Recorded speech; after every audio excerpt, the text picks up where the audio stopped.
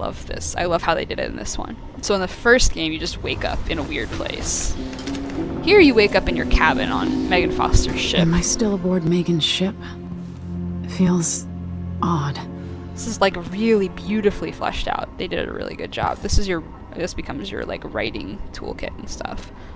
This is your duffel bag full of your stuff. So you go to open the door. It doesn't open. Wow. What's this? What is this place? Where am I? Look at the Void 2.0. It's gorgeous. They did so much with it. So they did a really cool thing in Knife of Dunwall Brigmore where they had like the elements of the Void that looked familiar with chunks of like void rock growing out of them, which they just did wonderfully here. You can see that. We're going over there in a bit. But like it's bleaker, granted. It's less blue. There's less whale floating about. Some people have theorized that this is not just due to a nice shiny graphics upgrade, but also to the fact the whales are dying, which are sort of the source of the power for this place. I can feel something moving closer. Watching. Look at that. It's just very cool. Or Delilah's influence, but you see more of Delilah's influence later. You'll see. All right, here we go. Outsider time. Empress Emily Caldwin. I am a friend of your father's from the bad old days.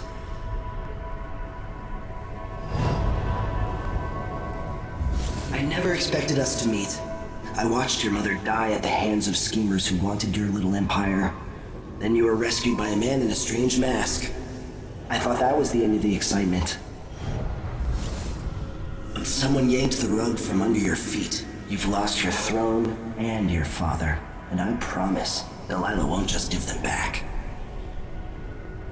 So, what are you prepared to do about it? Your Imperial Majesty? There's the whale. And are you clever enough to do it without spilling a river of blood? So here we go. I asked Corvo those questions 15 years ago. This is the moment that changed him. Now it's your turn.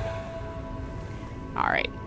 So the fact that he asks you whether or not you think you can rise to the expectation of not spilling a bunch of blood puts more narrative weight on the low chaos path, which makes sense given that the game is coming off of the first game, which is canonically low chaos. Although they did make the announcement when they announced Death of the Outsider, the new game coming out in September, that the canon run for Dishonored 2 is actually high chaos Emily, which is, I have a lot of feelings about this. But yes, you're offered the choice to accept because they actually make Flesh and Steel its own thing this time. They give you coin for the runes, which is really interesting and I think a nice change because that lets you... Basically, the runes serve no purpose in the first game if you're not using them. But in this game, they do serve you purpose. You can sell them, which is a good deal. It burns from the inside. I feel like I'm standing at the edge of something. All right.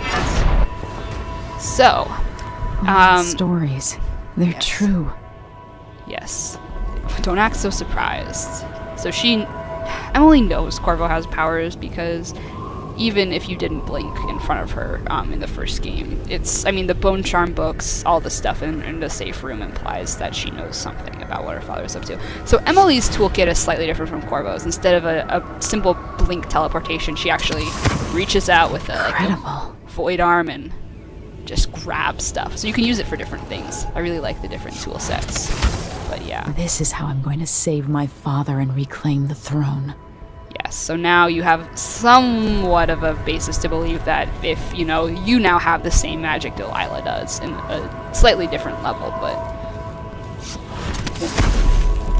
Crown Killer. Here he is, the murder victim. Note the tools. Not great. That's not a way I want to die. Schwunk. I really love the schwunk noise. Alright, here is time for feelings. Corvo mentioned being here once. See? He did mention it. The legends are true. And also there's references to her having dreams of the outsider as a child. She talks about a man with black eyes watching her in her sleep. So, Alright, time for pain. Know you. Empress Do you Jessamine. remember? It's been so long, and you've been through so much. Even as an echo of myself, it's good to know you're there. Mother? You're here, but you're not here. In my hand, but somewhere else. Only the last of my essence, with you for a while. If only I could reach across this great expanse and take you into my arms. But I have this to offer. My gift and my curse. Summon me to your hand, and I will guide you when I can. Alright, so the heart returns from Dishonored 1. In Dishonored 1, basically the deal with the heart helps you see runes and bone charms, so you can see here. You can actually lock onto them now if you switch off the heart. You still see the lock on, which is really useful. But the heart in the first game was introduced as the heart of a living thing. It was speculated for a while that it was Jessamine's heart, which was then confirmed if you point it at the assassin Daud in the flooded district. It'll act conflicted, and it will get very confused in what pronouns it's using when it refers to itself as I. It refers to Jessamine as I, so it is Jess's heart. She doesn't do the hologram thing in the first game, so that's new. I'm not sure how I feel about it yet. If you take no powers mode and you refuse the outsider, you still have to take the heart. It doesn't, I mean, there's no justification for why a person, well, an Emily who had rejected the outsider's powers would take this thing that's really creepy, and also the heart of your dead mom. I mean, I guess the implied reason is that you want to hear her voice again. But yeah, so if you squeeze it, so the other thing the heart does is if you squeeze it in a place, it will tell you secrets about the place, and if you point it at a person, it will tell you their secrets. So in the first game, they just basically had a set of they just had a general set of voice lines for the heart for each class of person. So if you pointed at someone, it'd be like, oh, play one of the worker lines. But they would vary, and some of them would be like, oh, this man has 4 mouths to feed and he's working 3 jobs. Or, unless he dies here and now, he will spill blood twice more today. So people are actually making the decision of who to kill and who to spare, and non-specifically, no kill or all kill playthroughs based on what the heart said. And so when the devs realized that, they actually changed the heart mechanic in this game. So every NPC is assigned a chaos level, and killing them will raise the chaos either a little bit, a medium bit, or a lot, or whatever, based, and there's a set of voice lines for each class or group of people that are in fact based on their chaos level. So now if you point the heart at someone and says, they have 6 mouths to feed or whatever, killing them will raise the chaos a lot more than if you pointed at somebody who is a mass murderer and the heart tells you that, which I think is really cool. Alright, Who is Delilah really? How could she? Why is she blonde in this? I don't understand. It doesn't make any sense to me. Okay, so here we got Delilah on her throne. Duke Luca Abel of Serkonos, consort of Delilah, which is kind of stupid. This woman, some of you may recognize immediately as Brianna Ashworth from Brigmore Witches. She is Delilah's close second, another very powerful witch. This here is Kieran Jindosh. You find out more about him later. He has a very cool prosthetic thumb and part of his pointer finger.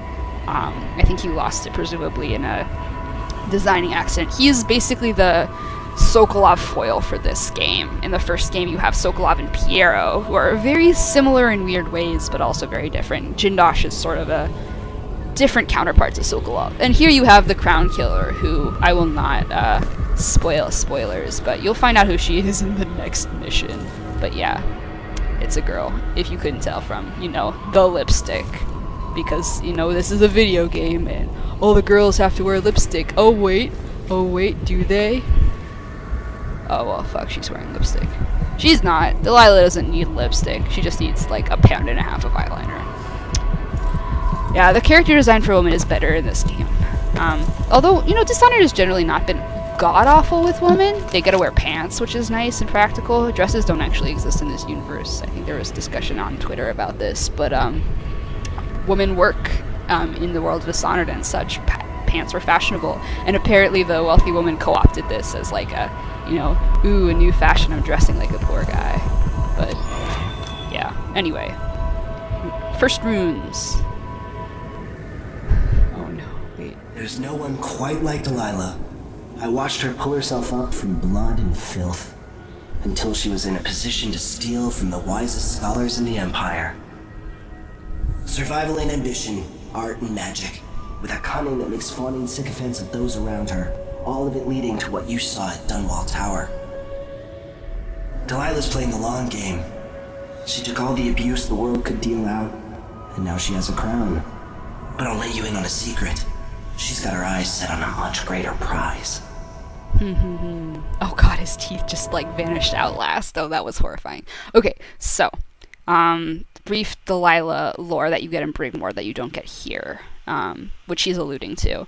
So, When I was 10 years boy. old, bored with my lessons, I dreamed about sword fighting and sailing the ocean.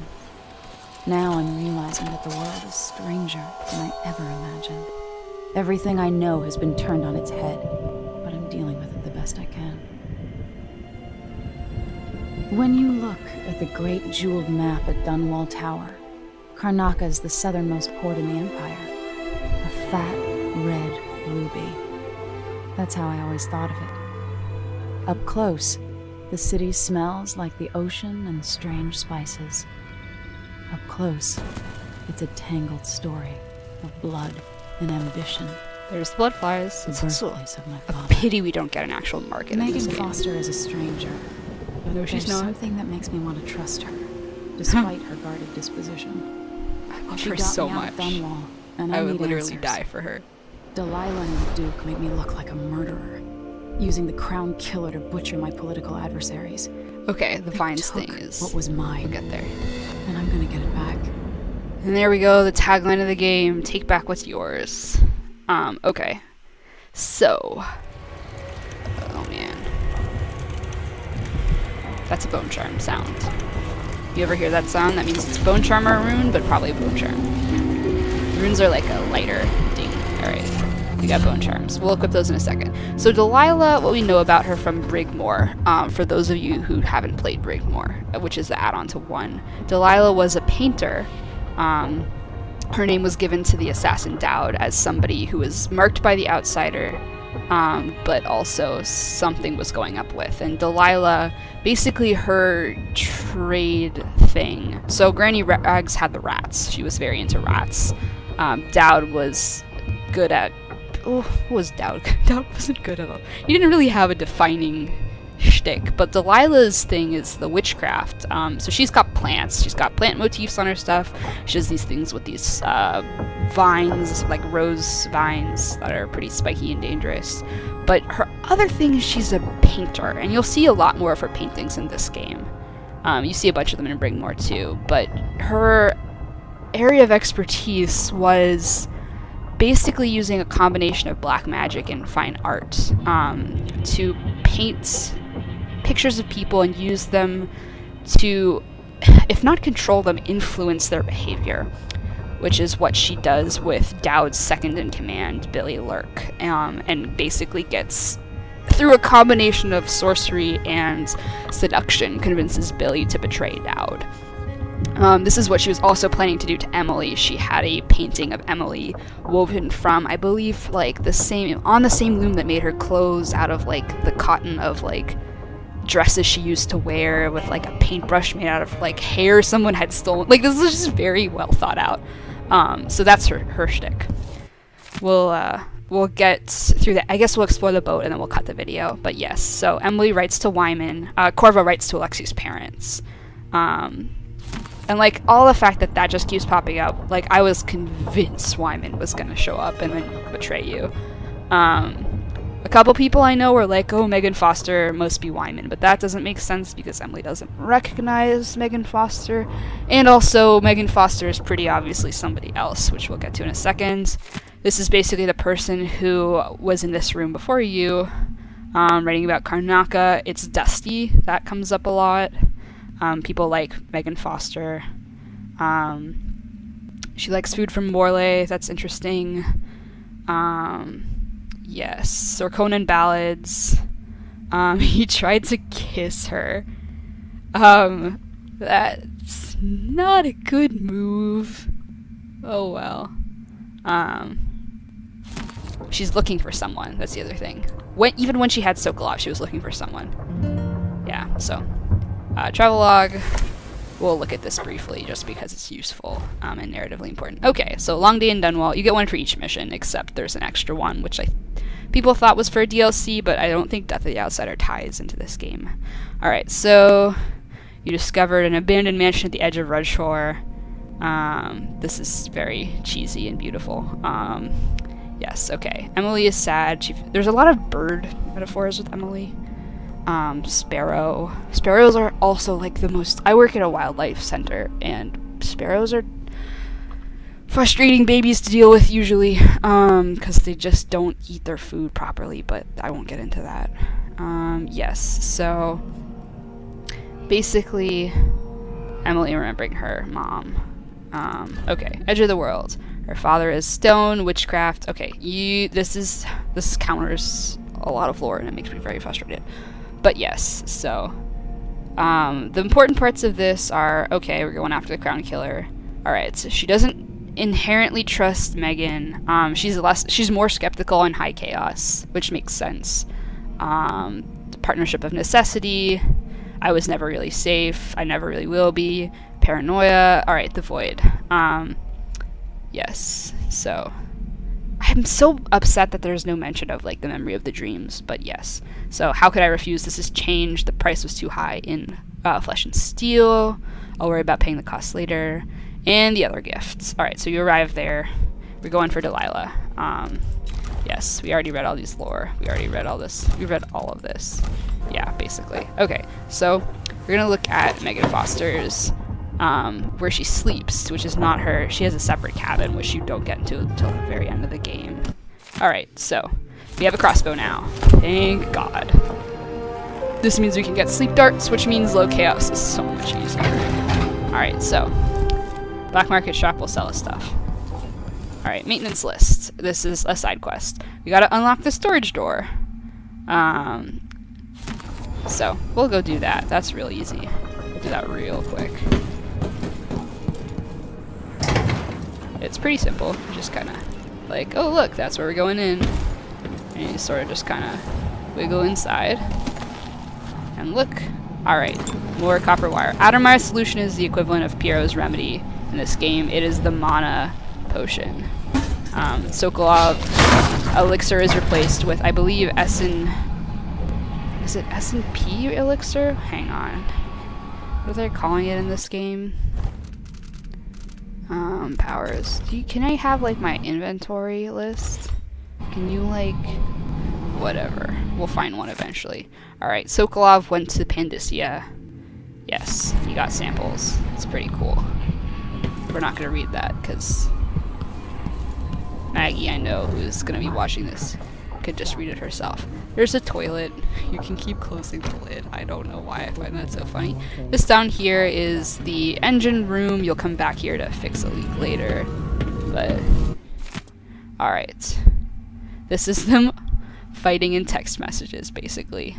And her missing him, which is sweet. Yeah, so we'll be back here later. There is a rune in the water. I guess we'll go get it. I guess. We'll, you know what? We'll get it in the next video. This is the one thing we are gonna do before I cut this is we're gonna go check out Meagan's cabin. Well, Meagan's. So this is the top of the ship. It's pretty similar to the ship in the Bring More Witches that Lizzie Stride drives, which people were like, what if they teamed up? But Lizzie Stride does not make an appearance, which is sad. Okay, so Dreadful Whale accounting. Yes, so there's nothing particularly telling in this, but I guess I won't say anything about her till later. Dunwall seems so far away. I'll come back soon, Father. I promise. Alright, well, okay, so Dreadful Whale is the name of this ship. It is an anagram I will hold on to that for now to avoid spoiling people who have not seen this.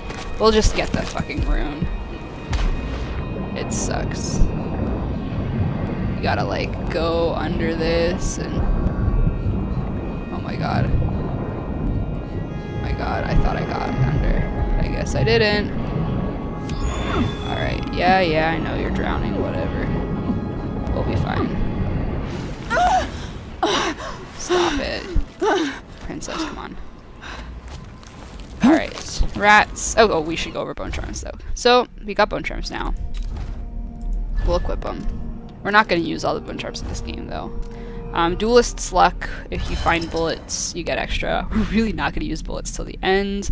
Void favor is a good one. So supernatural powers sometimes just don't consume mana. We'll hold on to bullet till we get better stuff. So powers that are good to have. I personally am very into dark vision. You can see stuff through walls. It's really good for low chaos because it lets you eval situations much better, and it means it's like you could play Ghost, Flesh and Steel. You could do that. It's like, but it's so much easier if you have dark vision because that way you can tell where people are going. You can buff it to see security systems and objects, which helps you loot, which is good, and we'll get that at some point, but dark vision by itself is really critical. The other tool that's, I think personally is critical, especially for if you want to be completionist, for Emily. For Corvo, it's stop time is really useful, and possession. But possession is good for exploring because you can use the rat tunnels. Emily can't possess people, but she does have a shadow form, which is what you can use to go into rat tunnels. So you can see here, you can rat shadow. That's really useful. Also, I really love shadow form. It's very dramatic. Emily's other powers include mesmerize, which I think is nice. I will probably invest that in this playthrough later. Domino I haven't utilized as much because I tend to do low chaos Emily, high chaos Emily, however. Domino is amazing. You summon a doppelganger. Sometimes... Oh, no, sorry. No, Domino is good. I was talking about doppelganger. Domino is great for low chaos, too, and high chaos. Doppelganger is amazing because you summon yourself, and then you can summon one that can fight. So the first is a decoy, second can fight. This one basically baffles people. This lets you switch places with your doppelganger. You can make them think you're dead. Also, extra doppelgangers for more doppelganging. The other thing we're going to invest in real early is the rune crafting, because that lets us basically craft better bone charms. We can combine good ones so we can have more on our body, and it also lets us turn unwanted bone charms into whalebone, and we can use those to make more runes, which means more powers. Should we do the... Oh, we should do this, and then we'll stop the video, I swear. You're up. When you're ready to talk, I'll tell you what I know. Okay, so let's do this first. Mortimer Ramsay. The Duke couldn't have pulled off the coup without someone inside the City Watch.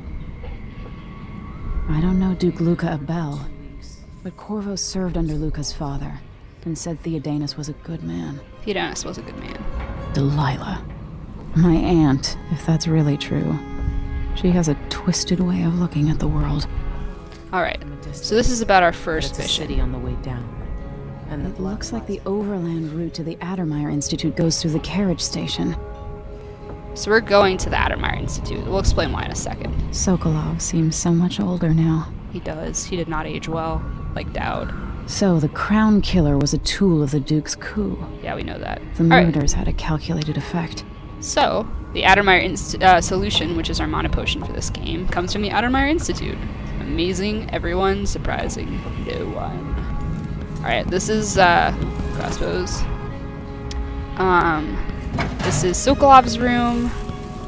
S&J, yeah. Wait. Oh yeah, S&J. Sokolov and Joplin. Piero and Sokolov's teaming up to make a better thing. More Pandician continent. This is just Sokolov talking about his travels. He's studying blood flies. Alright, so...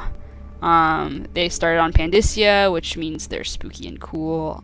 Small ones like rats are harmless. The more blood flies, the more dangerous. Stealthing is good, and if you break the nest, then they stop. Also, fire is good, which is nice. Also, they lay eggs in corpses, which means if there are corpses and you attack them in bloodfly nests, you're gonna get more flies. Also, this gives you a chaos warning. More corpses in a Circodian city, say during a crisis or plague, hint hint, means more bloodflies. High chaos has many more bloodflies in nests, and some areas that are accessible become very different. Yes. Okay. Also, they like the south. We're gonna kill these guys, because otherwise they get out and cause trouble later. Did we get them all? I think we got them all. Okay,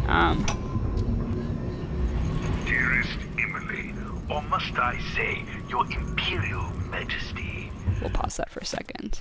Yes, he is like, okay, so this is him detailing the information that they found out. Corvo won't hesitate, which is why they're not sending stuff out too fast, because they don't want Corvo to get into trouble, but then, I yeah. have something that you and Corvo must hear at the first opportunity.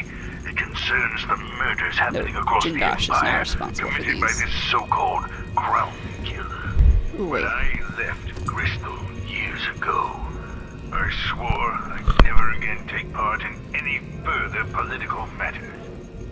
I've done my share of bad things, and some good, before and after the Rat Plague. But here in Karnaca, I'll always miss my lessons with Anton Sokolov. He made so many clever devices during my mother's time. cobblestone smell of Oh my death God. and corruption. Yeah. I'm staying Bristol with an sucked. associate, Meagan Foster, aboard her vessel, the Dreadful Whale. We'll leave for Dunwall in the morning as soon as the tides are willing. I keep thinking of the way sweet Jessamine See that? was stolen. That's how they got from you and your Sokolov. father. He's been I fear it kidnapped by might the be Crown your Killer. turn to face such turmoil. In case you didn't already I get know that. Corvo would protect you with his life, but please do not trust anyone. There you are, old man. Yup. I was asked to pay you a visit. Wait, what's wrong with you? Meagan! Off we go, Sokolov, to somewhere more private. Okay, so the thing about Meagan Foster is if you use the heart on her, which is what I immediately did because I thought I knew who she was, you get hints. I can see why you like her. She's almost as secretive as you. Yup. Meagan Foster. She wasn't always a ship captain. Another hint that she's somebody else. No? It was years ago. Yup. The two were inseparable. There was no food, but there was love. This Those refers. brief days on the street with her childhood friend. The happiest time she's known. This refers to her. You hear there's a codex about it later, but there's a. When she was on the streets of Dunwall as a child, her lover and best friend named Deirdre was murdered. And so before that, she was having a great time, and the murder of Deirdre sort of set her on her path. Meagan, she can be trusted to a point. Also, I cannot see past the anger. there's That much rage can hide things. so why is she angry? We'll cover that when we find out who she is. Always hunger back then. Yup. On the streets of Dunwall. Yup. Hunger and fear. She learned to be brutal to survive. Back in I Dunwall, just want to spoil this. she almost killed the crime boss called Slackjaw There we go. Okay. once So, while he was getting a shave. alright. So, if you've played the first game at this point, at the moment you're suspecting, based on appearance, but the moment you hear that she was after Slackjaw, you know that this is not Meagan Foster, as she claims. This is actually a woman known as Billie Lurk, one of Daud's whalers, the assassin gang that ran with the killer of the former Empress. She was part of the entourage that killed your mother, even if she wasn't the one holding the blade. She's also the one that that betrayed Daud, and sided with Delilah in Brigmore Witches. Canonically, Daud spares her after their duel, and she escapes to go try and start a life, and she sends a letter to him after she leaves, saying that when she got out of the city, her head mysteriously cleared, which implies that part of the reason that she was working for Delilah was due to the painting of her that you find. So now we understand the anger. Anger is anger at the situation, the reminder of the death of another empress in a sense, the guilt at being with the daughter of the woman you murdered and the one sort of responsible for the chaos of the empire. Anger at Delilah particularly. She alludes to the relationship later, and she's had crossings with Delilah before. How Delilah, in a sense, used her. Actually, not in a sense, Delilah used her. It's not great. Yeah. Some nights, she wakes choking, hearing the screams of a young girl, watching. And there you have it. In case you didn't already know. It's not huge spoiler. I mean, it's a spoiler, but like if you listen to this and even if you haven't played the first game at that, it very heavy-handedly implies that yes, this is Billie Lurk. She was there. I can tell you that for years she was a smuggler, and worse before that. The heart won't tell you who she is. She has not always chosen her companions wisely. Yup. But she truly cares for Sokolov. She does, which is I good. can feel it. I can see why she cares so much for Sokolov.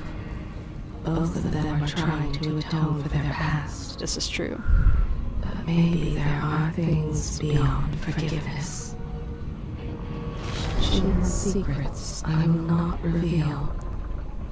She may tell you in time. The heart is giving her your space. Her hand that Held the knife. Yup, in case you didn't.